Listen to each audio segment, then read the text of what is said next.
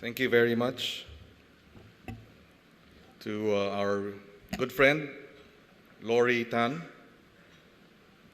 Mr. Tony Gourlay of the Global Initiatives, to our delegates, ladies and gentlemen, good morning. I'd like to thank the Responsible Business Forum and the WWF Philippines for gathering this group of public sector and business leaders here today to discuss the very unsexy, they say, yet extremely urgent issue of food and agriculture here in the Philippines, in ASEAN, and in the ASEAN region. At a time when people are caught up in political upheavals, scandals, sound bites, and yes, even football, congratulations to Germany. Don't cry for me, Argentina. It is important that those of us who can make critical and big decisions about the way people eat and live come together to focus on the core issues and drive the creation of innovative solutions. Let us first take a step back and face the paradox at the core of our challenge today. In the Philippine setting, in 2013, we achieved 7.2% GDP growth. We were the second fastest growing economy in the region, next to China. Yet in the Philippine context, poverty is still high, 25%. Unemployment is also high at 7.5%, and hunger is also high at nearly 20%. We have a rapidly growing economy, yet this growth is not felt by around 4 million households, or 20 million of our people. And many people still do not have food for themselves or their families. Add to this the present challenges of the Philippine agriculture sector. We are now the #1 importer of rice in Southeast Asia, and our rice deficiency has ballooned to 1.2 million tons as of this year. Food prices have risen 7.4%, well above the inflation rate of 4.4%, which includes the recent major hike in the price of garlic that costs as high as 350 pesos per kilo. Our farmers are among the poorest of the poor in this country. For instance, just earning a paltry average of 23,000 pesos a year, roughly $500. The average age of our farmer in the Philippines is 57 years old. His or her educational attainment is 4th grade. His or her farm size on average is 1.5 hectares. And thus, in the Philippine setting,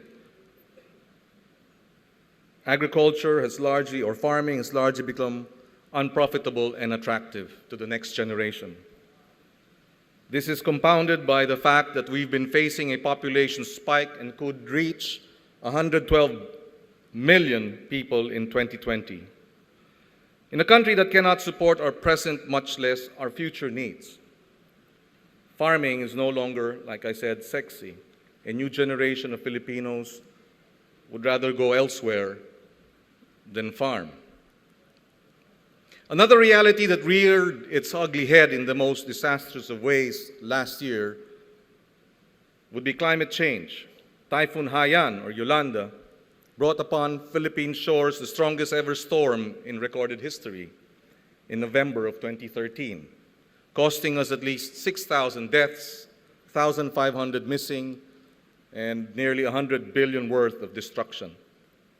Experts warn that storms will even get more frequent and even more intense, leaving our farmers and our fisherfolk extremely vulnerable. When faced with this reality of climate change, it becomes even more urgent for all of us here in this room to work together, to find creative solutions to huge problems and to act quickly. The next big storm could be upon us in a few weeks, and there's no telling how far-reaching its effects may be to our communities and even to our countries in the region. All of these factors I've mentioned earlier, population growth, food insecurity, climate change, and the need for inclusive growth point to the urgent need for more sustainable practices in agriculture and aquaculture. Here in the Philippines, 34% of our labor force directly is employed by agriculture. If you include agro-industrial enterprises, that's another 20%. And therefore, nearly 60% of our workforce is directly or indirectly employed by agriculture. And it is my belief and my experience that if we are in this country to reach developed nation status in the next 10 to 15 years, we must address incomes and growth in the agriculture sector. But this growth, to be sustainable, must address the following. Number one, it must put farmers, fisherfolk, and agricultural communities first. To secure our food, it has been said, we must secure our farmers and fisherfolk. And securing our farmers and fisherfolk in real terms is to ensure that their incomes increase over time. In China, in 1979, the incomes of the farmers per capita was 160 yuan. Today, it's around 6,000 yuan. In Thailand, when we sat and discussed this matter with the agriculture ministry there, they said they are targeting the increase in incomes of their farmers from 44,000 baht to around 52,000 baht in a period of 7 years.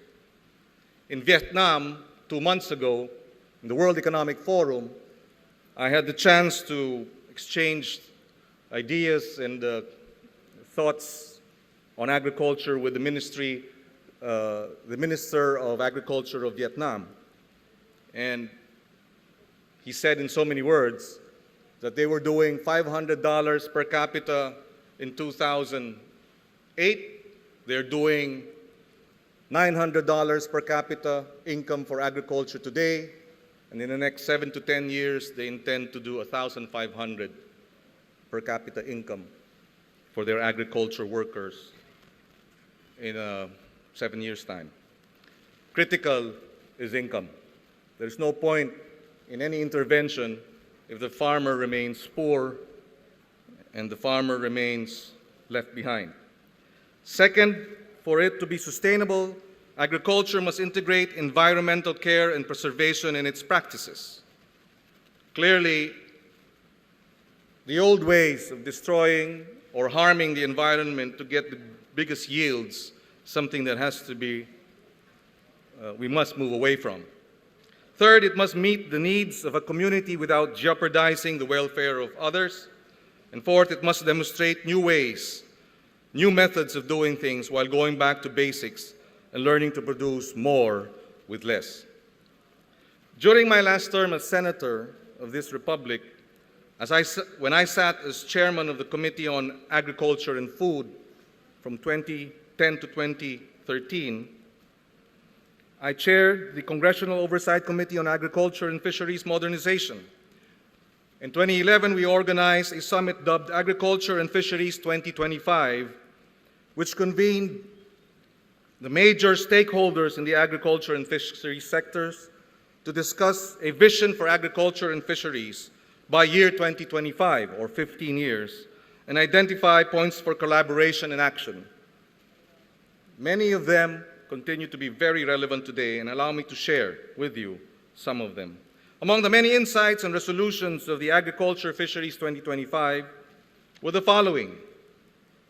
Governance reforms are urgent, and they should directly and positively impact agriculture and fisheries, whose sustained high growth is vital to an inclusive, pro-poor, and sustainable economic growth. This rings even truer now in my new role as advisor on food security and agricultural modernization, where we're seeing the need to streamline the bureaucracy, stamp out red tape and corruption, and focus our attention to increasing productivity and incomes of our farmers and fisherfolk, and mobilizing government resources to this effect. Second, good governance reform should enable stronger partnerships between public and private sectors. The government in this country adds 15% or spends 15% or contributes 15% of the country's GDP annually. 85% comes from the private sector. It's the private sector that has the deepest pockets, and it is the one with deepest pockets who can ensure strategic, long-term, sustainable effort. Government must inspire the private sector to take risks. Government must inspire private sector to invest, to stick its neck out in an industry or a sector that is fraught with risk. According to the AF Agriculture Fisheries 2025 recommendations, beyond the narrow definition of public-private partnerships as projects where the public and private sectors jointly invest, we must embrace a wider definition of PPPs as the public sector facilitating and supporting private investments in agriculture and fisheries, particularly private sector investments of the poor and marginalized. Back then in 2011, the AF 2025 outlined 6 key result areas of PPP in the agriculture and fisheries sectors. First, private-public partnerships must put an end to smuggling of agricultural products in this country. Second, public-private partnerships must make credit and credit support more accessible to industry players, particularly to small private investors. Third, PPPs must allow for technology transfer and capacity building, especially for small private investors in agriculture and fisheries. Often a big reason for the failure of agri-enterprises is these small agri-investors' lack of expertise, technology, and access to the latest research and development. Clearly, we need to mobilize much-needed knowledge resources in agriculture. Fourth, PPPs must systematically eliminate the inefficiencies in the market for inputs to agriculture and fisheries. We need to review government subsidies for fertilizers, seeds, and other inputs, and instead look to how government must make the markets for these inputs yield lower prices, better choices, and more effective results. Fifth, PPP must also systematically eliminate many inefficiencies in the market for outputs of agriculture and fisheries, particularly when addressing production cycles as well as fees and taxes in the local level. And finally, government needs to review its public investments and strengthen support for such urgent areas as irrigation, crop insurance, market intelligence, market development, infrastructure, food safety systems, and many others. As we have said in the AF 2025, the needs are many and the government resources and capacities are limited, so choices must be made. But once these choices are made, adequate funding and organizational resources must be mobilized to execute the tasks around farming communities, around the farmer and the fisher folk. Moving forward, we would like to look at several solutions that leverage our position and experience in both the legislative branch and now in the executive, and also adopt models based on existing success stories and best practices. First, government needs to take the lead in enabling modernization, innovation, and growth in agriculture by allocating greater resources for agriculture and fisheries. After the AF 2025 summit in the beginning of 2011, we were able to generate support for an increase of 50% in the agriculture budget for 2013. We need to allocate more funds for infrastructure, farm-to-market roads, irrigation, post-harvest facilities, and the like. We also need to invest in knowledge management and technology transfer in the field. We also need to provide incentives and funding for sustainable agriculture practices and for equitable private investment. We encourage more private, small to medium scale investment in agriculture and fisheries by offering tax incentives to social enterprises and thus break the oligarchic system in agriculture and fisheries. When we use the social enterprise model, for example, to encourage the incubation and growth of agri-social enterprises, we are helping turn farmers from mere laborers to from subsistence farming to become co-owners of healthy businesses based on the equitable distribution of resources. We have seen this work in community development, as in the case of Gawad Kalinga here in the country, or in micro-enterprise, as in the case of award-winning social enterprises such as Happy Noi or Rags to Riches. With enough political will and innovative, out-of-the-box thinking, we don't see why this cannot work. We also need to institutionalize support for marginalized subsectors in agriculture, our farm workers, our fisher folk, beneficiaries of the agrarian reform, by offering grants, access to credit, access to technical and research support, crop protection, and other social safety nets. We also need to closely look at land use policies and how we can better safeguard the livelihood of small producers and indigenous peoples. Let us also look into empowering women and youth in rural areas by making available grants and technical assistance for female and youth farmers to become farmpreneurs or agripreneurs.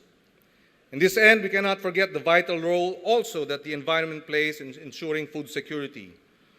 We need to institutionalize support for agri-environmental efforts, giving incentives to agri-enterprises that invest in renewable energy to operate their farms, and to those who invest in climate change adaptation and mitigation in their operations.